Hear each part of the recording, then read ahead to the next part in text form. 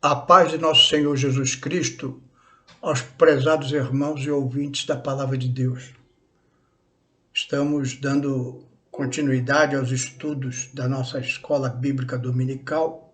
Neste trimestre, estamos estudando sobre os relacionamentos em família. E na lição de hoje, nós vamos ver uma família nada perfeita, a lição de número 9, de 28 de maio de 2023. Uma família nada perfeita. Vai nos trazer à tona os acontecimentos negativos da família do rei Davi. E o texto bíblico que nós vamos usar está lá em 2 Samuel, capítulo 12, versos 11 a 13, que diz assim a palavra de Deus.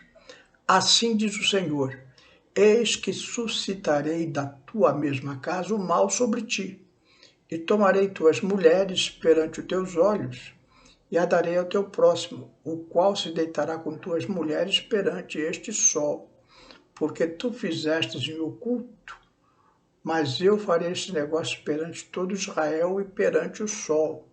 Então disse Davi a Natã, pequei contra o Senhor. Então nós vemos aqui relatado um acontecimento muito grave na vida de Davi. Mas antes que nós meditemos nesta palavra, vamos fazer uma oração pedindo a bênção de Deus para a nossa vida. Que Deus possa estar te abençoando nesse momento, você, a sua família, seus filhos, que Deus possa estar abençoando toda a sua casa, para que haja harmonia, haja compreensão das coisas espirituais e enriquecimento espiritual para as suas vidas. Senhor meu Deus, aqui diante da Tua palavra, Senhor, pedimos a Tua bênção sobre o lar dos Teus servos, para que na meditação desta palavra, Senhor, a Tua voz possa ser ouvida nos lares, Senhor, e nós possamos seguir a Tua vontade, é o que te pedimos em nome de Jesus. Amém. A Bíblia, ela não é um livro de história, é um livro de vidas. Quando relata a vida do rei Davi, não faz como os outros livros de história que só relatam as coisas boas que os reis fizeram. Neste livro sagrado, a Bíblia, mostra a realidade dos fatos. E aqui o fato é que Davi teve uma família que nós chamaríamos hoje disfuncional. O que é disfuncional? Segundo a Wikipédia, família disfuncional é uma família em que os conflitos e a má conduta e muitas vezes o abuso por parte dos membros individuais ocorrem continuamente e regularmente, fazendo com que outros membros acomodem-se com tais ações. Então nós vemos aqui que Davi já era casado, tinha várias mulheres naquele tempo, a poligamia era permitida, e mesmo assim Davi não estava satisfeito. E ele foi na sacada do seu palácio e observou na vizinha a mulher de Urias, Betseba. E essa mulher estava se banhando e ele desejou aquela mulher e ele a tomou para si. Urias estava na frente de batalha e ele manteve uma relação de adultério com aquela mulher. E as consequências vieram. Aquela mulher engravidou e aí já não tinha como esconder o fato.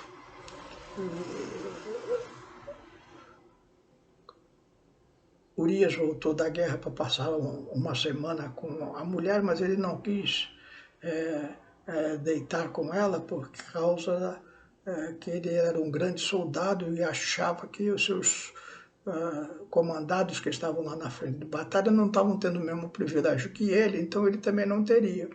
Isso complicou a coisa. O que Davi fez?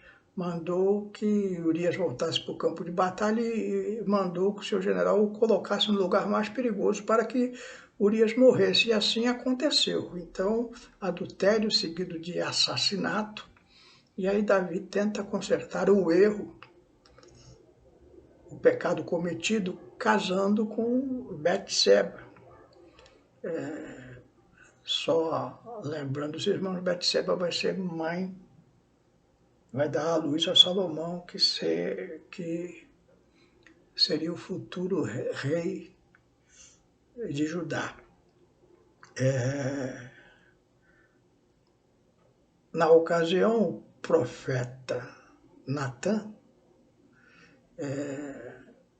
traz uma palavra de Deus para Davi. Olha, o que você fez em oculto, eu vou fazer com você à luz do dia. Ou seja, vai ter consequências, Davi, o que você está fazendo para a sua família. Porque no futuro, essas suas mulheres, elas dormirão com um dos seus filhos. E todo o Israel vai ver para a vergonha sua. Então nós vemos que a família de Davi, ela realmente é uma família disfuncional. Hoje nós estamos vivendo esse quadro nas famílias e até em muitas famílias da igreja. Famílias disfuncionais onde já entrou o pecado, o adultério, a imoralidade, e os filhos já não seguem as coisas de Deus como deveriam seguir. A família de Davi foi essa família muito conturbada por essas coisas. Nós tivemos esse adultério de Davi, isso vai gerando outras consequências. Mais tarde, seu filho mais velho, o primogênito, Aminon, ele tem uma meia-irmã chamada Tamar, filha de outra mãe, mulher também de Davi. Esse moço, ele toma à força essa moça, abusa de Tamar, a sua meia-irmã, cometendo aí um incesto em família. E Tamar é irmã de Absalão, outro filho de Davi. E Absalão, ele é filho da mesma mãe de Tamar, ou seja, ali eles não são meio-irmãos, eles são irmãos naturais, pai Davi e da mesma mulher. E Absalão fica com ódio do seu irmão Aminon e espera uma ocasião propícia para se vingar. Passaram-se 2 anos dessa situação, ele convida Davi para ir. Eles tinham tosqueado a ovelha na sua fazenda e era época de festa, quando eles iam ganhar muito dinheiro com a venda da tosquia das ovelhas. Eles costumavam fazer aí um banquete e Absalão convidou seu pai não se recusou aí, então ele convidou seus irmãos foram. Absalão manda os seus empregados embriagarem a Absalão, e quando Absalão já está embriagado, eles matam a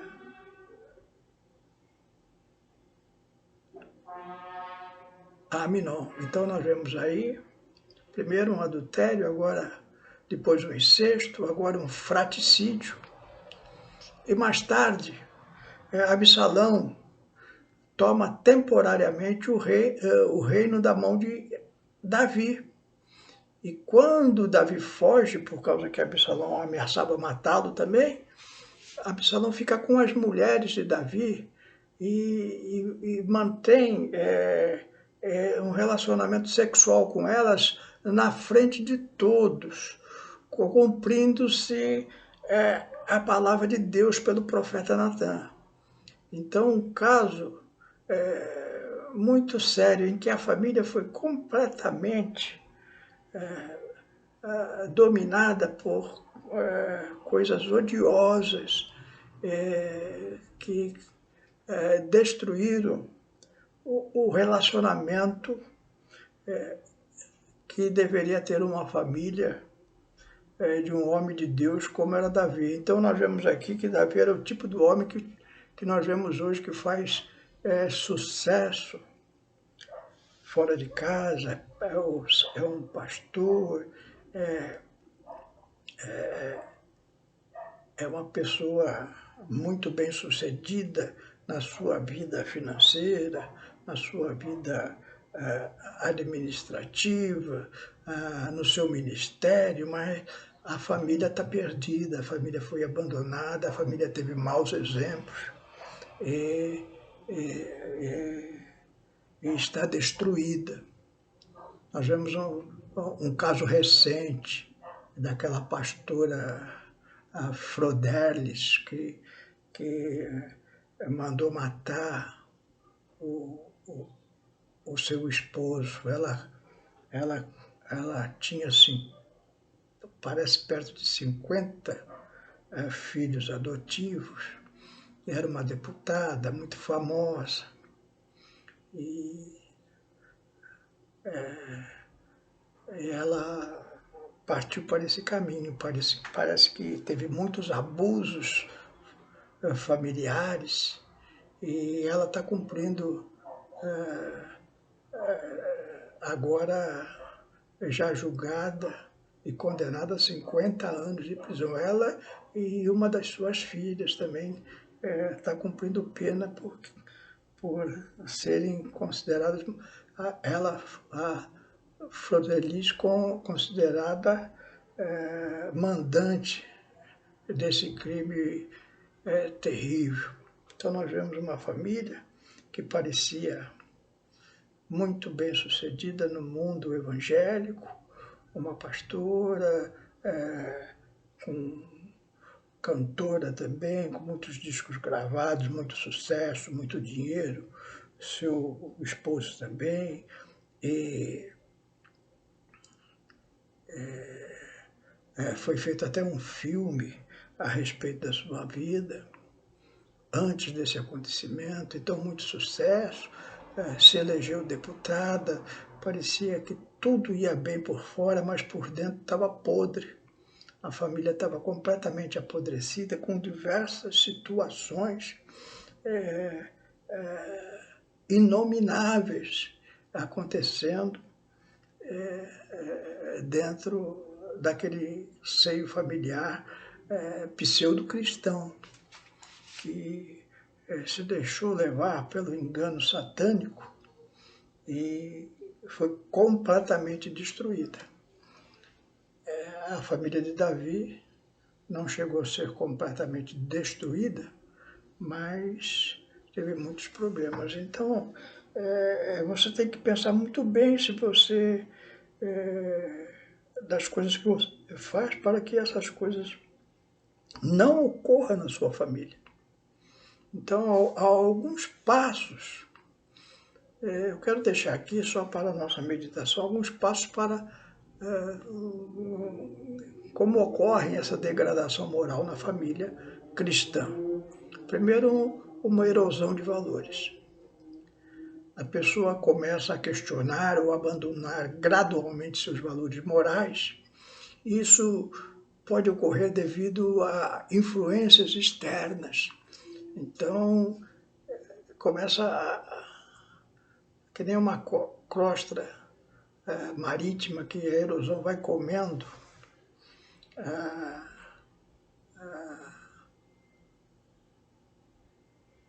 toda a areia da praia, a pessoa começa a questionar ou abandonar gradualmente seus valores morais. Então, será que não pode? Será que pode? Diz a palavra de Deus que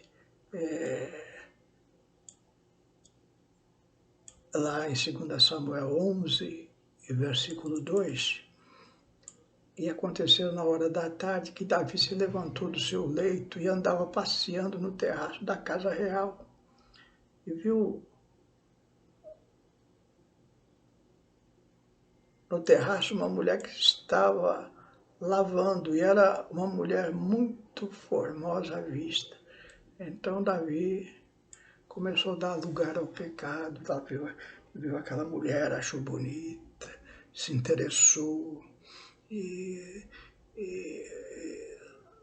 aí ele falou, não tem nada de mais eu ficar olhando, e vai deixando, e ficou olhando, e os seus hormônios foram trabalhando e tomando lugar da sua comunhão com Deus, foi se esquecendo das coisas de Deus e foi erodindo a sua visão espiritual, e ele vai e pratica o pecado. É assim que você começa, vendo coisas impróprias, celular, televisão, na rua, frequentando ambientes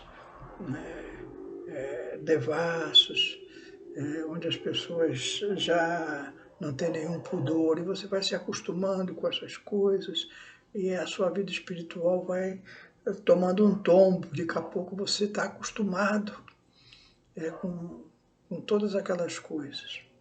E aí você vai dar um segundo passo, você racionaliza. Você começa a justificar ou minimizar os comportamentos morais questionáveis. Isso não é assim. Deus não condena tudo. O apóstolo Tiago, ou melhor dizendo, Tiago, na sua epístola, Tiago, irmão de Jesus, capítulo 1, versos 13 a 15, ele escreve assim: quando alguém for tentado, jamais deverá dizer estou sendo tentado por Deus, pois Deus não pode ser tentado pelo mal e a ninguém tenta. Cada um, porém, é tentado pela própria cobiça, sendo por esta arrastado e seduzido. É tentado pela própria cobiça, sendo por esta arrastado e seduzido. Então a cobiça, tendo engravidado, dá luz ao pecado, e o pecado, após ter se consumado, gera morte. Então, Tiago aqui dá uma escala, né? Olha, você vai aceitando e vai deixando aquilo entrar, aquela cobiça vai entrando no seu coração, e aí até que você pratica o pecado, e aí gera morte. Não diga que isso vem de Deus, então não diga que Deus não está vendo, que essa tentação para te colocar à prova não é. Deus não tenta dessa maneira. Também uma terceira coisa que é muito comum acontecer, não nessa ordem, mas é importante nós pensarmos sobre essa degradação moral, é a exposição a modelos negativos. Então, por exemplo, Davi era um modelo negativo. Essa Denise era uma pastora com um exemplo negativo na sua casa. O seu esposo também, Anderson, também era um exemplo negativo. E a exposição frequente a comportamentos moralmente questionáveis ou a pessoas que agem de forma imoral pode influenciar negativamente. Então, pessoas que agem de forma imoral na sua casa podem influenciar negativamente. Então, você tem que se opor a isso. Lá em Mateus 14, 6, diz assim: festejando-se, porém, o dia natalício de Herodes, dançou a filha de Heródias diante dele e agradou Herodes. Então, numa festa que teve no palácio do rei Herodes, Herodes, que era já um fruto de adultério de Herodes, pôs a sua filha, enteada de Herodes, para dançar sensualmente naquela festa, e Herodes ficou babando pelaquela moça. Então nós vemos essas coisas acontecendo muito em nossas festas, em festas em que as pessoas se dão lugar à permissidade. Recentemente saiu aí na mídia uma mulher uma mãe que numa festinha de criança de aniversário da sua filha, ela apareceu seminua, fazendo uma dança sensual para as criancinhas que ali estavam presentes, influenciando negativamente a sua filha e todas aquelas crianças. Uma perversidade moral tremenda que está se tornando muito comum nos dias de hoje. Então, as nossas crianças estão sofrendo muito com isso, sendo ensinadas a essas danças sensuais ainda novinhas. E às vezes até a família crente acha bonitinho. Mais tarde colhe essas consequências. E há também um outro passo, a perda da sensibilidade moral. A prática do pecado, a exposição contínua a situações moralmente ambíguas ou negativas, pode levar a uma diminuição da sensibilidade moral. Então, a repetição dessas práticas imorais vão fazendo que eu perca a minha sensibilidade moral. Diz lá Paulo a Timóteo, na sua primeira epístola, a Timóteo, no capítulo 4, verso 2, pela hipocrisia de homens que falam mentiras, tendo cauterizado a sua própria consciência. Então a consciência fica cauterizada com a prática contínua do pecado. As liberdades e as imoralidades praticadas na sua casa vão se perpetuando até que a pessoa perca completamente a sensibilidade. O Espírito Santo não fala mais com ela, porque ela está cauterizada, a sua mente está cauterizada. E por último, eu gostaria de falar mais de uma situação de degradação moral, que são as pressões sociais.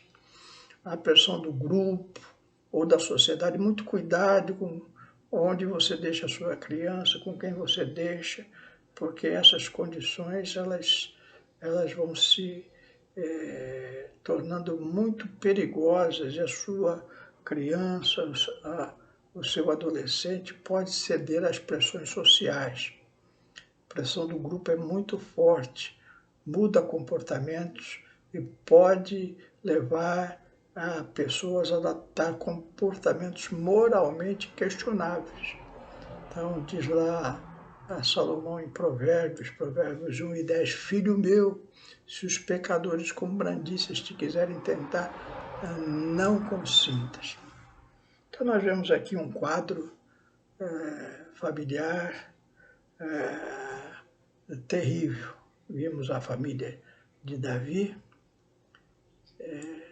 uma família nada perfeita, com vários problemas. Adultério, incesto, fratricídio, homicídio. Vimos a família dessa pastora Frodelis, não sei direito, completamente destruída. Ela na cadeia, coisa terrível, triste, amarga, de derrota e de destruição, onde poderia haver amor, comunhão e exaltação do nome de Cristo, houve desunião, abundância de pecado, tristeza, morte, prisão, todas essas coisas acontecendo em famílias cristãs. ore para que não aconteçam essas coisas na sua família, mas, sobretudo, tome muito cuidado. Vigie. Tem que vigiar muito. O inimigo anda ao derredor buscando a quem possa tragar. Muitas coisas estão acontecendo no presente que tentam as pessoas ao pecado. E se o crente não estiver vigilante, ele cai. Que Deus possa abençoar você, te fortalecer, que a sua família possa ser abençoada, fortalecida, e que essa lição só sirva de alerta e não de retrato de coisas que podem, porventura, acontecer na família. Que Deus te abençoe. Vamos orar, pedindo fortalecimento da nossa casa, da nossa família. Senhor, meu Deus, aqui estamos diante da Tua palavra, pedimos da Tua graça, Senhor. Abençoa, Senhor, a família dos Teus servos, Senhor, para que haja união, comunhão, e que o pecado não impere, Senhor. Que possa haver livramento, possa haver entendimento, direção, e que o alto padrão moral seja o referencial das casas dos teus servos, Senhor, sendo abençoados, procurando dar uma vida limpa diante de Ti. É o que nós te pedimos e te agradecemos em nome de Jesus. Amém.